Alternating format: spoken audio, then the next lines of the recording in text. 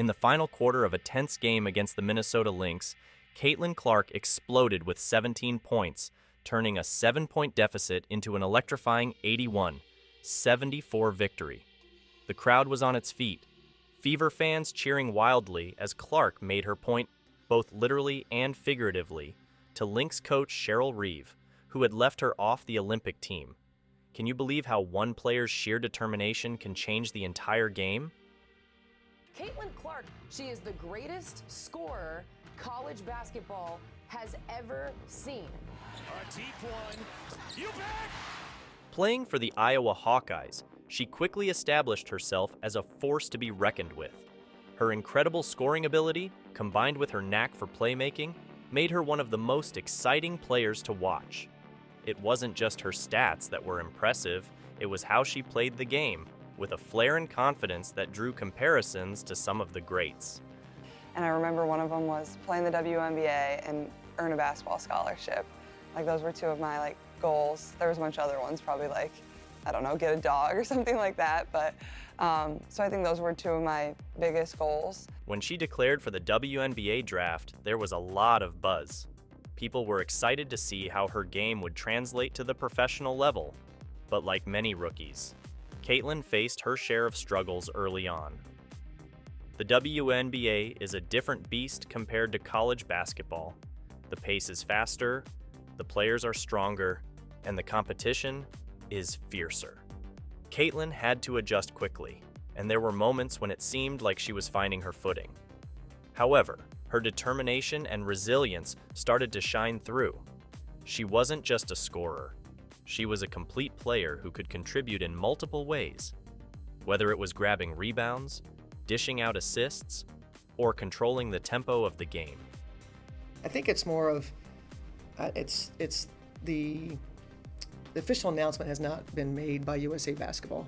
Cheryl Reeve, the head coach of the Minnesota Lynx, made headlines when she left Caitlin off the Team USA Olympic roster. This decision was met with a lot of criticism and confusion. I mean, here we had Caitlin Clark, one of the brightest young stars in the game, and she wasn't going to represent her country in the Olympics? It didn't make sense to a lot of people. Reeve's justification was that the decision came down to experience and standard procedure. She pointed out that Caitlin wasn't able to attend the training camp because she was busy with March Madness and didn't have the best start to her WNBA career. Rookies rarely make the Olympic team, and Caitlin's case was no different, according to Reeve. However, many felt that this was a short-sighted move. The Olympics are a platform where young talents like Caitlin can shine and gain invaluable experience. The backlash was intense. Fans, analysts, and even former players weighed in, expressing their disappointment and frustration. It wasn't just about the basketball, it was about what Caitlin represented for the future of the sport. She had the potential to make a significant impact, not just for Team USA, but for women's basketball globally. The comparison to Michael Jordan and the Dream Team kept coming up. How their presence at the Olympics in 1992 changed the game forever. Many believed Caitlin could do the same for the women's game. Despite the snub, Caitlin didn't let it break her spirit. Instead, she used it as fuel to prove her doubters wrong. Every game she played after that decision seemed like a statement, showing the world that she belonged on that Olympic team. And when the Fever faced off against the Lynx, it was clear that Caitlin had a point to prove to Cheryl Reeve. Her performance in that game was nothing short of spectacular, and it was hard not to see it as a form of sweet revenge. You could feel the tension even before the game started. Caitlin Clark and the Indiana Fever had been on a hot streak, and everyone was buzzing about their matchup against the Minnesota Lynx. But this game had an extra layer of drama because it was Lynx coach Cheryl Reeve who had snubbed Caitlin for the Olympic team. You could tell Caitlin had revenge on her mind. To add fuel to the fire, Reeve made some pretty dismissive comments about the Fever fans who were expected to show up in droves. She said she didn't care about the crowd being there for the other team, brushing it off like it was no big deal. But you know Caitlin, she's the kind of player who thrives on proving people wrong. More steals per game than Minnesota, and underneath to Boston. That was a nice look from Smith. When the game was tipped off, it was clear the Minnesota crowd had a lot of love for Caitlin, even if she was playing against their team. but for the first 3 quarters, it seemed like Reeve's plan to keep Caitlin in check was working. Caitlin struggled to find her rhythm, and her shots just weren't falling. The Lynx took control early, with Minnesota jumping out to a 20-19 lead after the first quarter. By halftime, the game was tied at 38, but you could see Minnesota had the upper hand. In the third quarter, things looked even worse for Caitlin and the Fever. The Lynx outscored them, opening up a 60-53 lead. Caitlin only had 7 points by the end of the third, and it seemed like the game was slipping away. But then came the fourth quarter, and wow, what a turnaround. Caitlin came out with a fire in her eyes, and it was like watching a completely different player. She scored 17 points in the final quarter alone, completely taking over the game. It started with a 3-pointer right at the beginning, setting the tone for what was to come.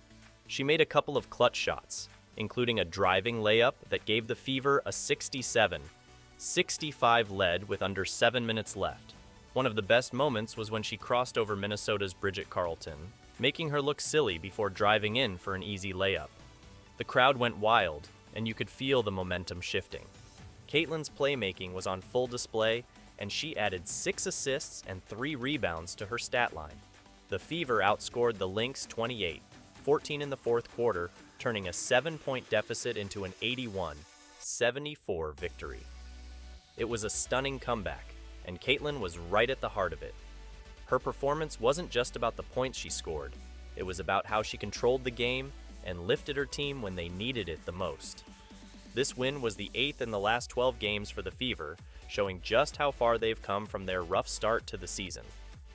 Meanwhile, the Lynx fell to 16-8, a tough loss that dropped them further behind the Las Vegas Aces in the Western Conference standings. Let's talk about the magic Caitlin Clark brought to the court during that game against the Minnesota Lynx. It all started with her opening 3-pointer in the fourth quarter. You could see the determination in her eyes as she let that shot fly, and when it sank, you just knew something special was about to happen. It was like a spark that ignited her performance for the rest of the game. One of the most jaw-dropping moments was when she faced off against Bridget Carleton. Caitlin pulled off this incredible crossover move that left Carleton stumbling, and then she drove in for an easy layup. The crowd went wild. That play wasn't just a highlight, it was a statement. Caitlin was showing everyone that she was in control and could take on anyone. And then there was the game-sealing assist to Boston.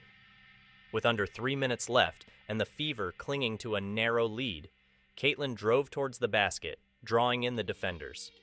At the last moment, she dished the ball to Boston, who laid it in for an easy bucket. That play gave the Fever a 73-71 lead, and they never looked back. The fan reactions throughout the game were something else. Right from the start, you could hear the buzz in the arena.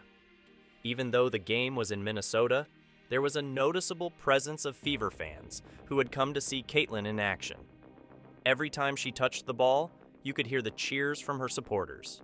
It was almost like a home game for her, which must have been pretty annoying for Cheryl Reeve and the Lynx. So, what are your thoughts on this? Let us know in the comments below.